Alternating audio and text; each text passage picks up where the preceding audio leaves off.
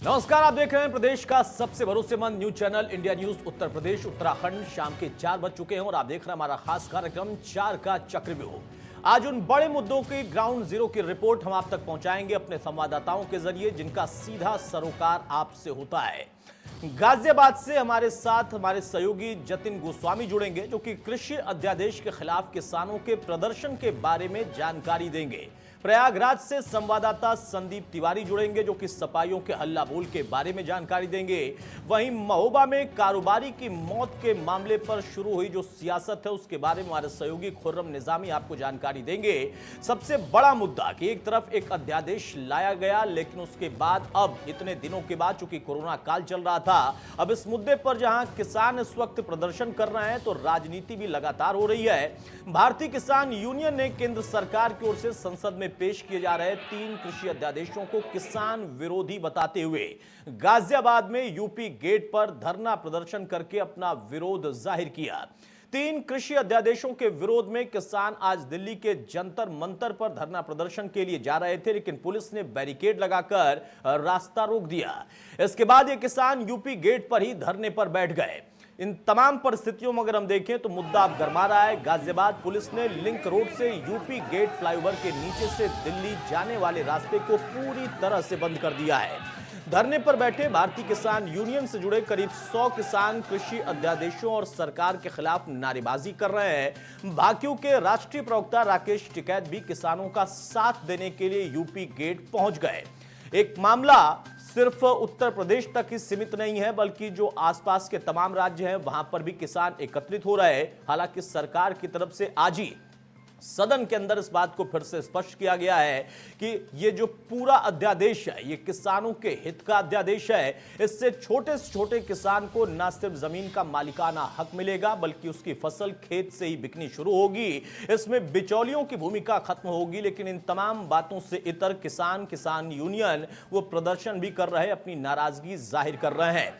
जो मूल मुद्दे हैं वो भी मैं आपको ग्राफिक के जरिए दिखा रहा है कि कैसे किसानों ने इस पूरे प्रकरण को लेकर यह आरोप लगाया कि कहां पर उनको इस अध्यादेश से नुकसान होगा।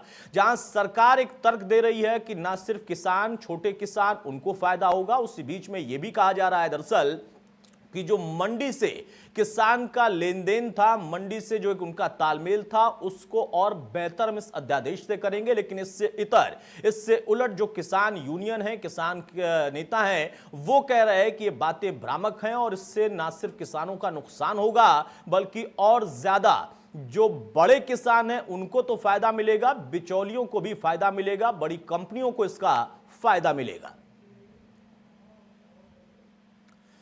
चले हमारे साथ इस खबर पर खुर्रम ही जुड़ेंगे, जतिन नहीं है। खुर्रम, किसानों का प्रदर्शन लगातार बढ़ता चला जा रहा है और ना सिर्फ उत्तर प्रदेश बल्कि जो आसपास के तमाम राज्य हैं, पिछले दिनों हमने हरियाणा में भी देखा, वहां पर इसको लेकर लाठीचार्ज बड़ा एक मुद्दा भी बना। उत्तर प्रदेश में भी किसान इन अध्यादेशों का ना सिर्फ इसकी मुखालफत कर रहे हैं, बल्कि वो बिंदु गिना भी रहे हैं कि कहां कहां पर किस अध्यादेश के जरिए, किस बिंदु के जरिए उनका नुकसान हो रहा है।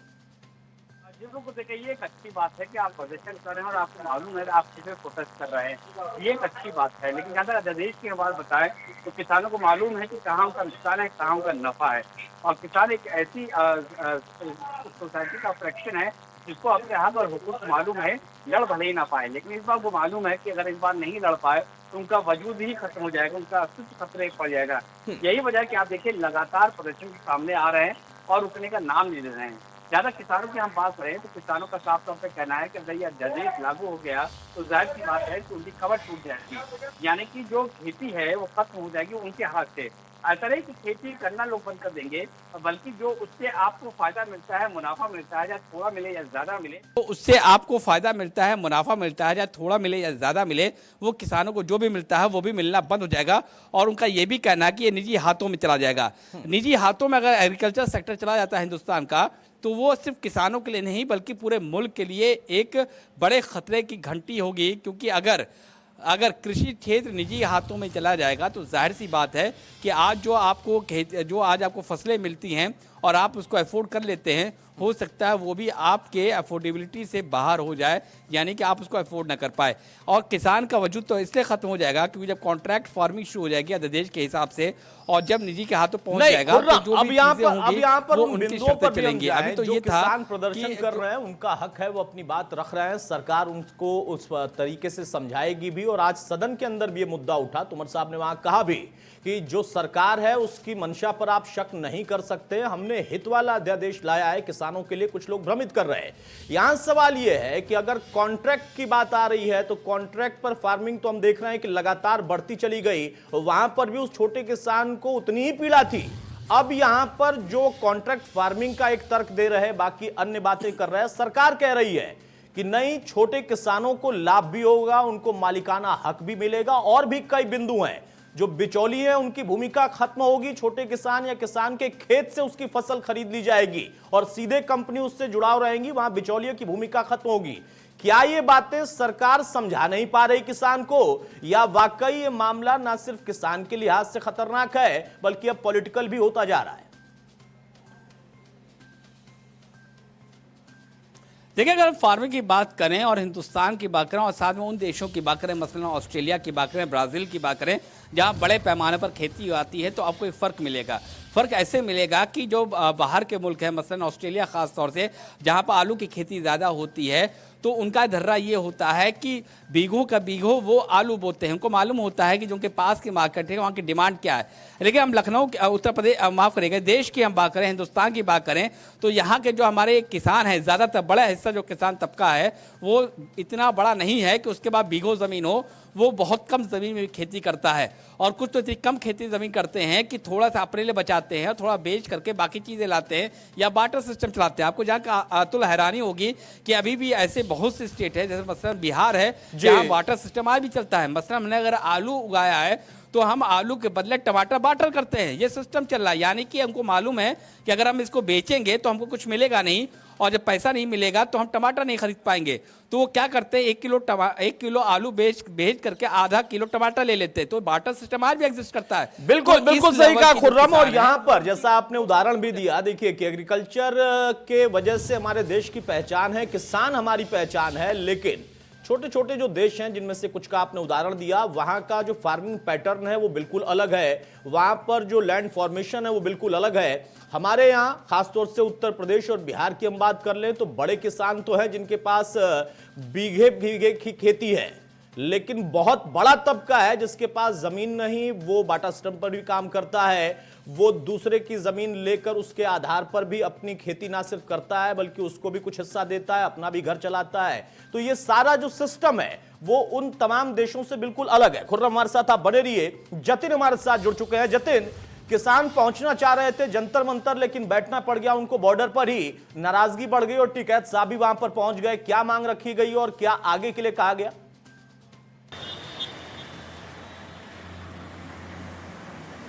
देखिए, फिलहाल किसान वापस चले गए हैं। जो उनका प्रतिनिधि मंडल है 5 लोगों का, वो दिल्ली चला गया है, जिसमें राकेश टिकैत भी हैं। और एक ज्ञापन सौंपा जा रहा है सरकार के नुमाइंदों को, जिसमें अपनी मांगे रखी जा रही हैं। मांगों में साफ तौर पर जो अध्यादेश लाए गए हैं उसका विरोध किया जा रहा है। ये कहा जा रहा है कि ये किसान विरोधी अध्यादेश हैं, जिसमें खासकर मंडी एक्ट में संशोधन की बात को लेकर किसान काफी नाराज हैं, क्योंकि उनका ये कहना है कि जब मंडी में बिकवाली के दौरान किसानों पर टैक्स लगाया जाएगा तो किसानों का भारी नुकसान होगा। इसके अलावा एमएसपी को लेकर भी उनके मन में चिंता है, क्योंकि उनका ये कहना है कि इन अध्यादेशों में इस तरह के प्रावधान हैं जिससे जो व्यापारी हैं वो कालाबाजारी ज़्यादा कर पाएंगे और किसानों को उसका नुकसान होगा। तो कुल मिलाकर ये तमाम चीज़ें हैं जिनको उन्होंने ज्ञापन में लिखा है और उसे सरकार तक पहुंचा रहे हैं। न सिर्फ गाजियाबाद के बॉर्डर बल्कि हरियाणा के बॉर्डर पर भी किसान पहुंचे और उनको भी दिल्ली में नहीं घुसने दिया गया। जहां गाजियाबाद के यूपी गेट की बात कर रहे हैं तो यहाँ पर शामली से लेकर बागपत से लेकर मेरठ से लेकर हापुड़ से लेकर गाजियाबाद तक के किसान जो हैं वो सैकड़ों की संख्या में पहुंचे थे, लेकिन दिल्ली पुलिस ने उन्हें एंटर नहीं करने दिया गया, इस भारी संख्या में एंटर नहीं करने दिया तो उन्हें वापस लौटा दिया गया है। प्रतिनिधि मंडल जो ज्ञापन सौंपेगा उसका जो वक्त होगा सरकार की तरफ से मिलेगा, उसके बाद किसान आगे की रणनीति तय करेंगे। जी जतिन, एक आखिरी सवाल आपसे इस मुद्दे पर। यहां पर सबसे बड़ी बात यह है, जैसा आपने कहा कि प्रतिनिधि मंडल जाकर मुलाकात करेगा और जो मांग है, जो उनके मुद्दे हैं या जो आपत्तियां हैं वो सरकार तक पहुंचाएंगे। आज ये सदन में मामला भी उठा और सरकार की तरफ से यह आश्वासन दिया गया कि यह हितकारी अध्यादेश है, ना कि इससे किसान का नुकसान होगा। कई बार हमने देखा है कि किसान और किसान की समस्या मुद्दा तो बनती है, लेकिन बात फिर प्रतिनिधि मंडल तक सीमित रह जाती है, बात फिर राजनीति तक या फिर चुनावी दौर में चुनाव तक सीमित रह जाती है। वो मुद्दे भी वहीं रह जाते हैं और किसान की समस्या भी वहीं रह जाती है। यहां पर एक आम किसान क्या वाकई इस परिस्थिति को, इस अध्यादेश को समझ रहा है, या सिर्फ कुछ नेतृत्व करने वाले लोग हैं जिनको उन्होंने बता दिया कि ये आपके मुखालफत वाला है, आपका नुकसान इससे हो जाएगा, और किसान उसकी वजह से यहां पर पहुंचा। वो खुद किस तरीके से इसको देख रहा है, एक आम किसान, एक छोटा किसान?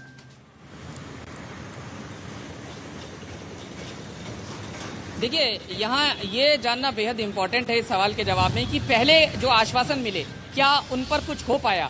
तो इसका जवाब किसानों ने दिया कि जो पहले आश्वासन मिले उन पर भी उनको कोई ठोस कार्रवाई उनके हित में होती हुई नहीं दिखाई दी। तो इसलिए अगर अध्यादेश के बारे में उनको किसी राजनीति के तहत भी ये बताया गया कि ये अध्यादेश उनके खिलाफ है, उनकी खिलाफत करता है, तो जाहिर है वो उस आंदोलन का हिस्सा बन गए। कहीं ना कहीं राजनीति जरूर इस मुद्दे पर हावी है और एक बार फिर वो हावी होती हुई दिखाई दी, क्योंकि ये बात भी बिल्कुल साफ है कि जब भारतीय किसान यूनियन के किसान यहाँ पर पहुंचे, उसमें आम किसान भी शामिल थे। उन्हें जाहिर तौर पर इस बात की जानकारी थी कि उन्हें दिल्ली नहीं जाने दिया जाएगा। ये प्रतिनिधि मंडल ही सांकेतिक तौर पर, क्योंकि सत्र के दौरान अगर आप जंतर मंतर के पास जा रहे हैं तो निश्चित है पुलिस ये रिस्क नहीं ले सकती है कि एक बड़े आंदोलन को जंतर मंतर पर पहुंचने दिया जाए। तो पहले से किसानों को भी इस बारे में जानकारी थी, उन्हें यूपी गेट पर रोका गया और निश्चित है जो ये उनकी जो बातें हैं वो देश तक जाएंगी मीडिया के जरिए, उन्हें ये भी मालूम था। तो कुल मिलाकर दोनों ही पहलू इसमें हैं। अगर पुरानी यानी पुरानी समस्याएं तो जस की तस हैं, नई समस्या अध्यादेश के जरिए किसानों को दिख रही है। किसान अपनी आवाज पहुंचाना चाहते थे और किसानों को पता था कि हम जंतर मंतर तो नहीं पहुंचेंगे, लेकिन हमारा प्रतिनिधि मंडल वो जरूर पहुंच जाएगा वहां पर, और फिर देखते हैं कि इस पर सहमति क्या बनती है और सरकार की तरफ से आश्वासन क्या मिलता है। बहुत शुक्रिया जतिन हमारे साथ जुड़ने के लिए। तो किसान अपनी समस्या को लेकर बॉर्डर पर ही रहे, अब लौट चुके हैं, लेकिन उनकी समस्या का निदान होगा, इसकी गुंजाइश कितनी है, इसके पहले के इतिहास को अगर आप देखें तो अंदाजा लगेगा। इधर समाजवादी पार्टी के राष्ट्रीय अध्यक्ष अखिलेश यादव के आह्वान पर पार्टी के चारों यूथ विंग के कार्यकर्ताओं ने लखनऊ समेत पूरे प्रदेश में प्रदर्शन किया। डीएम के माध्यम से 6 सूत्रीय मांगों को लेकर समाजवादी पार्टी के नेता प्रदेश भर में जिला मुख्यालयों पर ज्ञापन देने पहुंचे। हालांकि इस दौरान कई जगह से सपा कार्यकर्ताओं और पुलिस के बीच में टकराव भी दिखाई दिया। इसके बाद कई जगह सपा कार्यकर्ता खुद धरने पर भी बैठ गए। पुलिस ने उन पर लाठीचार्ज किया। समाजवादी पार्टी के युवा कार्यकर्ताओं ने बेहाल किसान, महंगी शिक्षा, बेरोजगारी, निजीकरण, भ्रष्टाचार, नष्ट रोजगार, आरक्षण पर वार और यूपी में बीएड प्रवेश परीक्षा में दलित छात्रों के निःशुल्क प्रवेश पर रोक मुद्दे पर अपना ज्ञापन सौंपा है। उधर प्रयागराज और वाराणसी में प्रदर्शन और ज्ञापन सौंपने के दौरान सपा कार्यकर्ताओं और पुलिस में झड़प की नौबत आ गई। इसके बाद पुलिस ने हल्का बल प्रयोग करके सपाइयों को तितर-बितर किया। इधर प्रयागराज में तो 50 से ज्यादा कार्यकर्ताओं को गिरफ्तार भी करना पड़ा। पुलिस ने कई कार्यकर्ताओं को लाठियों से पीटा है, ऐसे आरोप भी लगे। इस दौरान कलेक्ट्रेट के पास अफरा तफरी का माहौल था। इस पूरे प्रकरण में अगर हम देखें तो एक तरफ मुद्दा उठाना जो अधिकार है विपक्ष का, लेकिन कई मुद्दों पर विपक्ष जो कि सिर्फ कुछ चंद दिनों से अगर हम देखें तो ट्विटर पर अपनी बात रख रहा था, उनके नेता अपनी बात रख रहे थे, अब फिलहाल वो सड़कों पर उतरने भी लगे हैं और आह्वान आज किया गया तो उसका असर भी दिखाई दिया। हमारे सहयोगी संदीप तिवारी हमारे साथ जुड़ रहे हैं प्रयागराज से। संदीप, पूरे प्रदेश में आह्वान अखिलेश यादव ने किया और उनके तमाम कार्यकर्ता उतर पड़े। पुलिस के साथ कई जगह पर हाथापाई, पुलिस का लाठीचार्ज भी, और कई जगह पर यह भी खबर है कि सपाइयों ने पुलिस पर हमला भी किया। मुद्दा उठाना विपक्ष का अधिकार है, यह परिस्थिति क्यों बनी कि चाहे पुलिस लाठीचार्ज करे या फिर पुलिस पर कोई पार्टी के कार्यकर्ता हमला करे?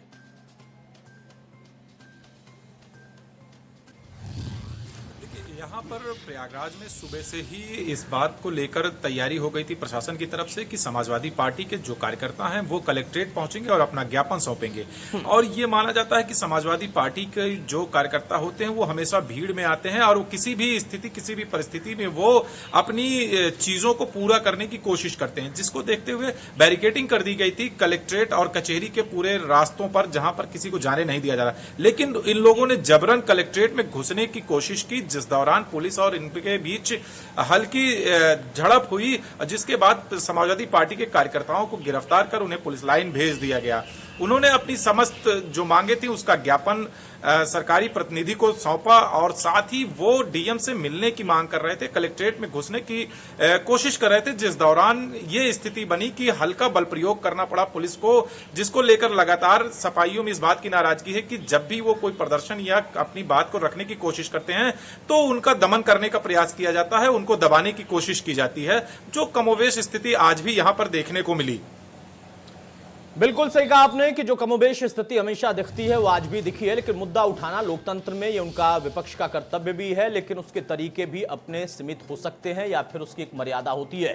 लेकिन कई जगहों पर जहां पर जो खामोशी से अपनी बात रखी जा रही थी संदीप, वो तस्वीरें भी हैं, वहां पर क्यों आखिर पुलिस की तरफ से लाठी भांजने की नौबत आई? मुद्दे हैं और विपक्ष में कभी बीजेपी थी तो वो भी मुद्दे उठाती थी, आज दूसरी पार्टियां अगर विपक्ष में है तो वो भी उठा रही, या फिर इसमें वाकई सिर्फ और सिर्फ मुद्दों के नाम पर राजनीति जैसी कोई बात है?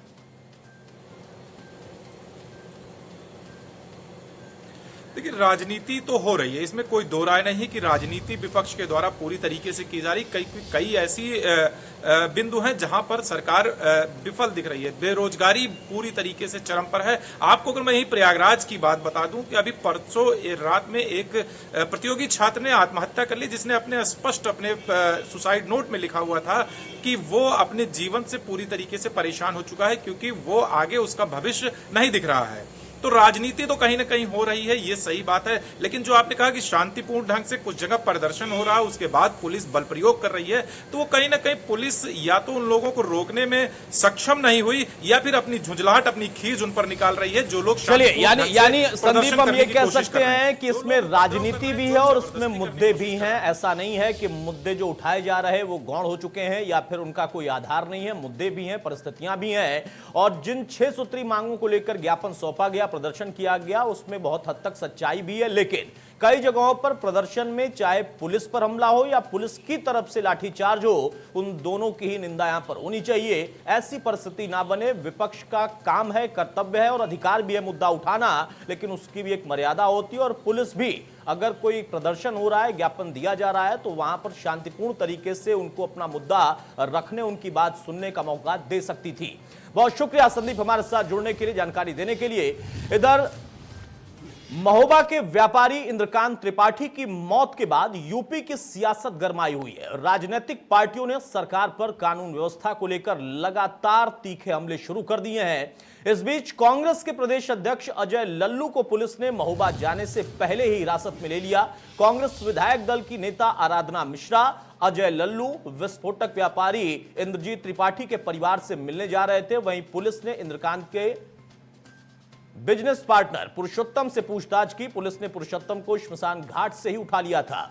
इसके बाद से लोगों का गुस्सा और फूट पड़ा और पुलिस प्रशासन खिलाफ जमकर नारेबाजी की। सैकड़ों लोगों ने कबरई थाने का घेराव किया। दरअसल जो व्यापारी हैं इंद्रकांत त्रिपाठी, उनके एसपी मणिलाल पाटीदार के जरिए घूस मांगे जाने का वीडियो उन्होंने वायरल किया था। इसके बाद एसपी पाटीदार सहित कई थानेदारों को सस्पेंड किया गया था और इनके खिलाफ भ्रष्टाचार का मुकदमा भी हुआ।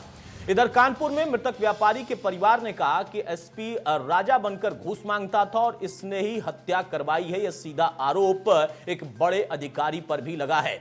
हमारे सहयोगी खुर्रम हमारे साथ लगातार बने हैं। खुर्रम, बहुत सारे मुद्दों के बीच में कानून व्यवस्था का मुद्दा है। लगातार अपराध को लेकर पुलिस प्रशासन, सरकार तो अपनी तरफ से पहल कर रही, लेकिन वारदातें रुक नहीं रही। अब इस पूरे प्रकरण में एक तरफ परिवार का गंभीर आरोप है, भ्रष्टाचार से महकमा और अधिकारी तक घिरे थे, मुकदमा भी था, उस बीच में हत्या होती है और अब यहां पर अलग अलग नेताओं का आना जाना भी है। राजनीति ने भी एंट्री मार ली है। ये लोग देखिए, जब भी लॉ एंड ऑर्डर सिचुएशन बिगड़ती है उत्तर प्रदेश में तो अपोजिशन एक्टिव हो जाता है और इस वक्त वही दिख रहा है। जो काम आज सपा और कांग्रेस कर रही है वही काम एक जमाने में भारतीय जनता पार्टी करती थी।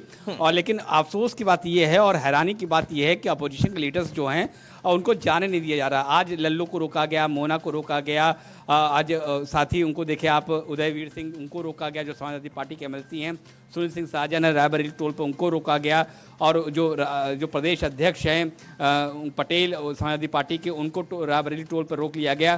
तो वहीं दूसरा कल की हम बात करें तो कल जो पूर्व मंत्री और सपा विधायक हैं मनोज पांडे उनको रोका गया था।